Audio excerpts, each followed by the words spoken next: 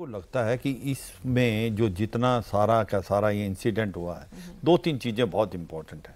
एक तो कहीं ना कहीं ये दर्शाता है कि जो सीक्रेट सर्विस जिसकी रिस्पॉन्सिबिलिटी है कि जो पुराने प्रेसिडेंट की सुरक्षा करना, वो बिल्कुल इस तरह फेल हो गई कि जिस प्रकार से उसने, देखो जब मैंने तो कोर्स किया है हवाई के अंदर काउंटर टेररिज्म का और सिक्योरिटी स्पेशल जो इनकी सीक्रेट सर्विस है उनके साथ भी 2-3 बार हमारे जो कार्रवाई हुई। कहने का मतलब ये कैसे हो सकता है कि जहाँ पर रैली होनी है, अगर आपका एक प्रोटोकॉल और एसओपी है कि आप 1 से 1.5 किलोमीटर का इलाका सैनिटाइज करते हो, सारी जो बिल्डिंगें उसको डोमिनेट कर रही हैं, जहाँ पर आप भाषण देने वाले हो, पोडियम है जो आपकी, उस पे आप अपने शूटर बिठाते हो और आप बिल्कुल यकीन करते हो कि कोई भी ऐसा बंदा कहीं नहीं जा सके जो कि स्नाइपर हो और वो फायर कर पाए। वो कैसे आप करोगे? 3 बातें करोगे, पहले आप उसको पूरे को सैनिटाइज करोगे, फिर आप अपने शूटर को बिठाओगे। ऐसे कैसे हो सकता है? एक जो 150 मीटर दूर एक ऐसी बिल्डिंग जो डोमिनेट कर रही है, जहां से डोनाल्ड ट्रंप ने अपने रैली को एड्रेस करना है, उसको आपने कवर नहीं किया और वहां पर सीधी रेंज में भी है, बिल्कुल रेंज में है और उसको आपने कवर नहीं किया। ऐसे जैसे आपने जान के वक्त एक मौका दिया है इंट्रूडर को कि वो आए, बैठे, फायर करे, हम उसको मार दे, ऐसा लगता है, मगर ऐसा हुआ नहीं है। ऐसा मेरे हिसाब से क्यों नहीं, मैं बताता हूँ।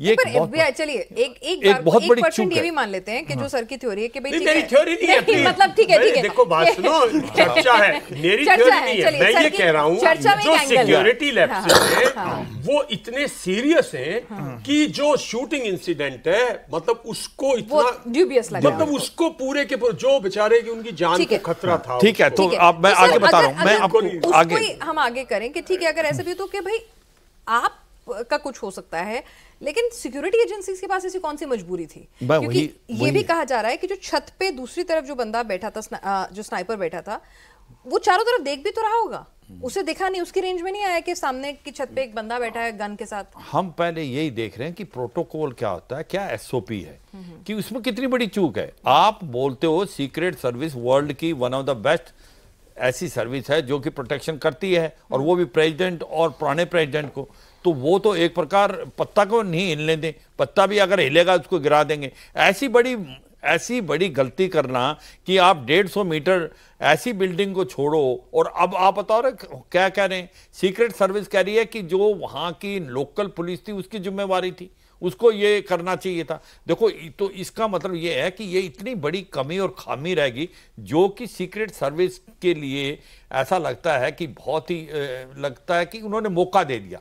जिस प्रकार से ये इंसिडेंट हुआ, इतना लगता नहीं कि ये अमेरिका में हुआ, ये लगता है जैसे थर्ड वर्ल्ड कंट्री में हुआ, जहां पर बनाना रिपब्लिक हो, ऐसे कोई भी चढ़ जाए कर दे।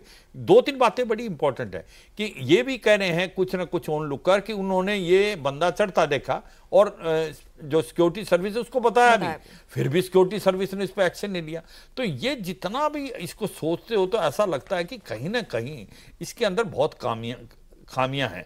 अब बात आती है कि क्या ये लॉन वॉल्फ था, ये अकेला आदमी था, ये खुद रेडिकलाइज हुआ है, क्योंकि ये AR-15 जो वेपन है उसकी हम बात करते हैं कि भाई AR-15 जो वेपन है वो M16 का एक प्रकार बहुत आप ये कहोगे सिविलियन वर्जन है, जो हंटिंग के लिए और शूटिंग के लिए इस्तेमाल होता है, मगर एक पोटेंट वेपन है, सेमी ऑटोमेटिक है, इसका 500 मीटर तक रेंज है और ये बहुत ही एक्यूरेट है। और इसके फादर ने लिया था, इसके जो थॉमस मैथ्यू के फादर ने, और इसका इसने इस्तेमाल किया।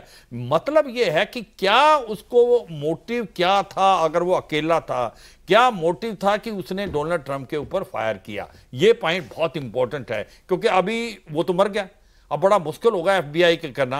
अगर हम मान के चलें कि भाई इसके अंदर कॉन्स्पिरेसी है, मान लो इसके अंदर कॉन्स्पिरेसी है, तो फिर FBI इसकी इन्वेस्टिगेशन कर रही है, ये पता लगाना कि अगर ये अकेला नहीं था, इसके पीछे कोई और था, तो वो ऐसी कौन सी एजेंसी है, क्या वो इंटरनल है या एक्सटर्नल है? जो बिशंबर डार साहब भी बता रहे थे, वो भी एक बड़ा इंपॉर्टेंट चीज है कि भाई इसको इंटरनल जो है वो और एक्सटर्नल में 2 फैक्टर्स हैं। इसमें कोई शक नहीं कि आज की तारीख में डोनाल्ड ट्रंप जो है वो काफी आगे निकल के जा रहे थे। अगर जो बाइडेन जो कि डेमोक्रेट के अगर कैंडिडेट हैं, ये रिपब्लिकन, तो ये हैं। और ये बार बार दो चीजें इन्होंने बहुत इंपॉर्टेंट कही है कि अगर मैं प्रेसिडेंट बनता हूं तो ये जो रशिया यूक्रेन वार है ये बंद हो जाएगा, इजराइल हमास वार है ये बंद हो जाएगा। और क्योंकि ये प्रेसिडेंट रह चुके हैं, एक तो होता जो प्रेसिडेंट रह नहीं चुका हो और बड़ी बड़ी बातें करता हो, नहीं कर सकता हूं, ये प्रेसिडेंट रह चुके हैं और ये एक प्रकार से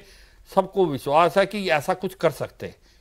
किस रूप में होगा क्या इतनी हेट्रेड? ठीक है, इसी पर हम अच्छा एक नहीं, मैं इसमें आगे एक ही चीज ऐड करना चाहता हूं। तो ये सच्चाई है कि एक फैक्टर तो ये भी है जो एक्सटर्नल फैक्टर है कि कोई कॉन्स्पिरेसी अगर है तो इसका एक्सटर्नल फैक्टर भी आपको मिलेगा कहीं ना कहीं अगर है तो। और दूसरा इंपॉर्टेंट चीज ये है कि इतने इन्होंने प्रेसिडेंट घूम चुके हैं और ये अभी तक क्यों नहीं अपने जो गन लॉज हैं उनको रेक्टिफाई करे। आपको पता होना चाहिए कि इनके कॉन्स्टिट्यूशन में अमेंडमेंट 2 है, वो कहते हैं फ्रीडम ऑफ एक्शन होना चाहिए कि कोई भी हथियार ले सकता है।